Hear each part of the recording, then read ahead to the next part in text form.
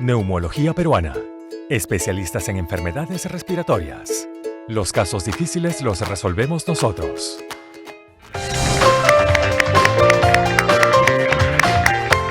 Gracias amigos por su compañía, gracias por prestarnos atención en algo que tratamos de hacer para toda la sociedad del Perú. Se trata de manejar criterios como la prevención en salud, aprender todos los días un poquito de las distintas enfermedades que nos aquejan. Y hoy día nos corresponde, además por la época, hablar nuevamente de neumología. Cada día cuidamos mucho nuestro respirar, más aún después de haber vivido esta pandemia como la hemos vivido. Pero por otro lado también hay que pensar que nuestro cuerpo tiene las herramientas como para poder salir de distintas enfermedades que antes se declaraban sin tratamiento.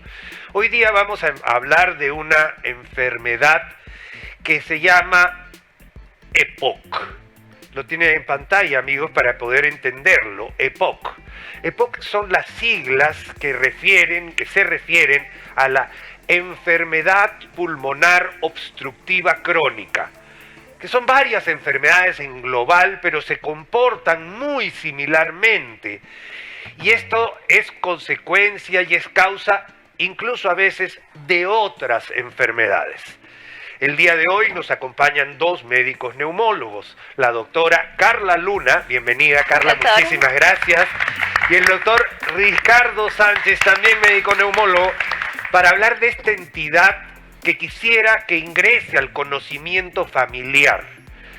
EPOC es mucho más común de lo que la gente cree. Cuando alguien habla de EPOC, a veces no tiene idea de qué estamos hablando, pero en un país que tiene endemia en tuberculosis, endemia en muchas enfermedades, el EPOC es algo que hay que conocer y quizás conversar en familia. Bienvenidos, doctores, muchísimas gracias. Doctor Sánchez, ¿qué es el EPOC, por favor? Y el enfisema, ¿es igual? ¿Es lo mismo? El EPOC, básicamente, como se ha mencionado, es las siglas de la enfermedad pulmonar obstructiva crónica. Es básicamente una enfermedad que produce obstrucción al flujo aéreo. Y hay que diferenciarlo del asma. El asma también se puede superponer con el EPOC. La diferencia es que uno tiene obstrucción fija, es el EPOC, la bronquitis crónica o el enfisema, y el asma es una obstrucción reversible. Básicamente, el EPOC se manifiesta porque el síntoma principal es la falta de aire, y recordar que es la cuarta causa de muerte a nivel mundial. Es generalmente en pacientes mayores de 50 años y tiene muchos factores que vamos a conversar en un momento para poder explicarle a los televidentes de qué consta. Perfecto, doctor, entendido. O sea, finalmente el EPOC vendría a ser la causa final de una insuficiencia respiratoria. Sí, el EPOC sería el precursor. El precursor de la insuficiencia respiratoria. Así, amigos, como tenemos insuficiencia cardíaca, insuficiencia renal, insuficiencia hepática, hay insuficiencia respiratoria. Y el EPOC viene a ser la puerta de entrada para la insuficiencia respiratoria. Correcto. Perfecto. Doctora, vamos a ver la siguiente pregunta, por favor. ¿Cuáles son los síntomas clásicos del EPOC? El doctor Sánchez nos ha dicho que es falta de aire. ¿Cómo se manifiesta esta falta de aire en la vida cotidiana? Claro, de hecho los pacientes al inicio tienen falta de aire, pero básicamente al esfuerzo o cuando desempeñan actividades muy extenuantes como el deporte, por ejemplo. En el tiempo, esta falta de aire se hace más progresiva y el paciente a menos esfuerzo siente que se cansa más rápido. ¿Lo podemos ver en pisos? O sea, yo antes podía subir 4 pisos sin cansarme. Después te das cuenta que puedes subir 3. Claro. Y después 2. Y después en el primero ya estás con la lengua afuera. Y a veces ponen la excusa, ¿no? He subido de peso, no estoy haciendo deporte seguido por la pandemia, por ejemplo, en este caso. Entonces, no le toman tanta importancia hasta que ya se dan cuenta que, qué sé yo, pues, como usted dice, ¿no? Suben un piso y ya tienen que parar y ahí recién como que despierta esa alarma de que tienen que ver qué es lo que le está Me sucediendo, está ¿no? contando la historia de mi vida, doctora, que me da miedo. Muy bien. Además de ese síntoma, puede venir también acompañado, como dijo el doctor, de cuadros obstructivos, opresión en el pecho, sensación de sibilantes, que a veces lo confunden con asma. En el caso de los pacientes que hacen bronquitis, manejan una cantidad de secreciones que normalmente son transparentes o blanquecinas, ¿no? Y se hacen recurrentes en el tiempo a pesar de sus tratamientos, y esa es otra de las cosas que también les llama la atención, ¿no? Entonces es muy importante estar como que un poco, como se dice, tener un poquito más de conocimiento para hacernos tratar de manera oportuna. A eso iba este programa justamente, a informar a la familia que nos está viendo en casa que esta enfermedad existe y es muchísimo más frecuente de lo que la gente piensa. De acuerdo. Hemos visto los síntomas, que son los síntomas que generalmente uno ve en las enfermedades respiratorias y pulmonares. Todos, dificultad para respirar, secreciones, falta de aire, ¿no es cierto? Básicamente es eso. ¿Cómo lo diferenciamos? ¿Cuál es la causa del EPOC? ¿Cómo sabemos que estamos entrando a un EPOC y no a un asma? ¿Cómo se hacen esos exámenes, doctor? El EPOC, para recordar, es que es un síndrome que se caracteriza de dos entidades. Una es la bronquitis crónica. Ajá. Y otra es el enfisema. La bronquitis crónica es básicamente la inflamación de la vía aérea que produce tos y expectoración, y el enfisema es la destrucción alveolar que produce falta de aire, y inclusive pueden coexistir las dos. Uno puede predominar más que otro, y en algunos pacientes puede haber solo una entidad o las dos, pero ambas engloban al EPOC. La causa fundamental es, a nivel mundial, el tabaquismo. En nuestro medio, como tenemos regiones altoandinas, el consumo de humo de leña, sobre todo en hogares donde la cocina está dentro del hogar, generalmente las mujeres, que son las que tienen más contacto con el humo producido por el humo de leña, es la que pueden desarrollar EPOC. No solamente con la leña, sino con el consumo de bosta, que es el desecho del ganado, con consumo de productos tipo querosene, otro tipo de sustancias, puede constantemente, al inhalar la combustión, producir efectos nocivos en el organismo. Clarísimo. Es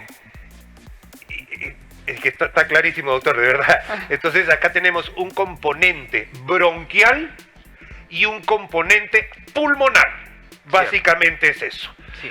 Los bronquios se obstruyen y el pulmón se endurece, doctora. Eso es lo que llega a pasar, porque cuando hemos hablado de enfisema o cuando hemos hablado de fibrosis pulmonar, hemos hecho la caracterización de lo que viene a ser una esponja de una piedra pómez, que también es una esponja, solamente que una se puede hacer así y la otra ni siquiera la podemos mover. Ese es como yo le explico a mis pacientes lo que sucede en el tejido pulmonar.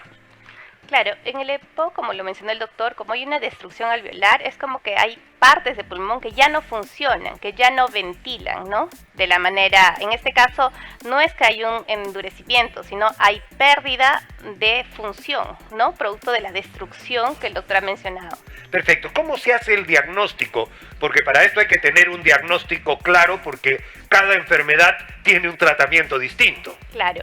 Primero, obviamente los síntomas que hemos mencionado, que se están repitiendo. Después, hacer una buena historia clínica, ¿no? En el pasado no teníamos tanto control de uso de mascarillas especiales en ciertos trabajos. Entonces, pacientes que han tenido más de 10 años de exposición a diferentes... Trabajo en minas, por ejemplo, con cemento, ¿no? Los pesticidas, la leña o los fumadores, ¿no? En todo caso, ya deben tener la idea de que tienen un antecedente que puede llevarles EPOC. Obviamente tenemos las pruebas funcionales pulmonares, ¿no? Se les puede hacer una tomografía como prueba de imágenes, y dentro de las pruebas funcionales, la espirometría, que nos va a ayudar a diferenciarla, que se hace post broncodilatación y nos ayuda como diagnóstico. La oscilometría, que es un examen muy novedoso, que nos puede ayudar principalmente en esos pacientes que ya tienen una función pulmonar muy comprometida y que la espirometría va a ser muy difícil para ellos realizarla. Este es un examen mucho más sencillo, que también nos va a hablar de obstrucción. Y en el tiempo, pues, se va viendo cómo van evolucionando con los tratamientos, ¿no? El test de caminata y en fin. De acuerdo. Vamos a ir... Esa es la forma de hacer diagnóstico, y así como todo existe la historia clínica y los métodos auxiliares que vienen a ayudarnos a confirmar lo que es la historia clínica. Doctor Sánchez, ¿en qué consiste el tratamiento? Teniendo tantos órganos blancos, el tratamiento tiene que ser dirigido a los órganos blancos.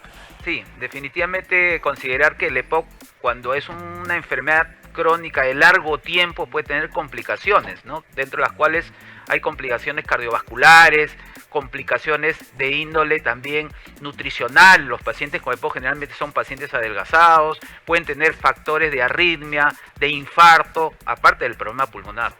El tratamiento es básicamente, como es una enfermedad obstructiva, el tratamiento es la dilatación o la broncodilatación, si se cabe. A diferencia, y siempre es bueno recordar que el asma y el EPOC se pueden superponer. El tratamiento de asma es antiinflamación porque es básicamente una enfermedad inflamatoria. En cambio, el EPOC es una enfermedad obstructiva y por lo tanto los broncodilatadores son la piedra angular de tratamiento. Estos broncodilatadores, actualmente en el mercado tenemos broncodilatadores de larga acción, como es el tiotropio, unido a un broncodilatador como es olodaterol, o el glicopirronium con indacaterol, que lo tenemos en el mercado, y puede utilizarse en ocasiones muy especiales corticoides inhalados. Cuando el paciente tiene mucha exacerbación, no tiene buen control, se puede utilizar esteroides inhalados. Otra forma de ayudar al tratamiento es, como estos pacientes generan mucha secreción, bronquitis crónica, de repente antibióticos profilácticos, sí, ¿está indicado? Está indicado, por ejemplo, la citromicina en dosis muy baja, que tiene unas propiedades antiinflamatorias para prevenir básicamente la inflamación y evitar la sobreinfección. Y también los medicamentos que producen disolución de la secreción, los mucolíticos. Fluidificante de secreciones. Sí. En este caso tenemos varios en el mercado y ellos también producen una mejora en la expulsión de la secreción. Y por último, la fisioterapia respiratoria, que es importantísimo. Ahí estás abarcando todos los elementos para lograr la unificación, no solo del criterio diagnóstico, sino del criterio de tratamiento. Agarrar a la enfermedad por todos sus lados débiles para poder solucionar este problema. Una pregunta, el EPOC es, voy a decirlo por favor amigos para que no se me entienda mal, o sea, digamos, no es que tenga cura, ¿no? O sea, ya estamos hablando de una destrucción, claro, y ya no hay función, y uno no va a regresar a funcionar lo que no funciona, pero se evita la debacle respiratoria, ¿no es cierto? En eso consiste el tratamiento, solamente para terminar. Sí, definitivamente si, por ejemplo, nosotros tenemos un factor de riesgo que es el tabaquismo, el paciente debería de evitar ese factor y por lo tanto dejar de fumar, ¿no? Si el paciente se expone a humos o a sustancias que pueden producir alteraciones en la vía respiratoria, debería de evitarlo, ya sea si es un paciente trabajador en otro ambiente de trabajo o movilizar, ¿no?, a ese paciente de esa zona. Y el tratamiento actualmente puede controlar los síntomas de la bronquitis crónica o del enfisema. Se puede controlar, el paciente puede tener mejor calidad de vida, puede tener una actividad física probablemente no tan limitada, pero con un tratamiento y un control adecuado el paciente puede estar adecuadamente tratado. Doctor, eso son muy buenas noticias. O sea, con un chequeo médico oportuno, con un diagnóstico oportuno, con la individualización del tratamiento para cada paciente, mejora la calidad de vida, que es al final lo que todos queremos, ¿no es cierto? De todas maneras. De todas maneras, claro, de eso se trata. Doctores, de nuevo, muchísimas gracias. Siempre bien, muy educativo, porque es algo que queremos que se sepa en la familia. Existe esta enfermedad, es mucho más frecuente de lo que se piensa y tiene tratamiento. Adiós, gracias. Muchísimas gracias, amigos. Gracias a ustedes por su atención. Continuamos con más de nuestro programa. Enhorabuena.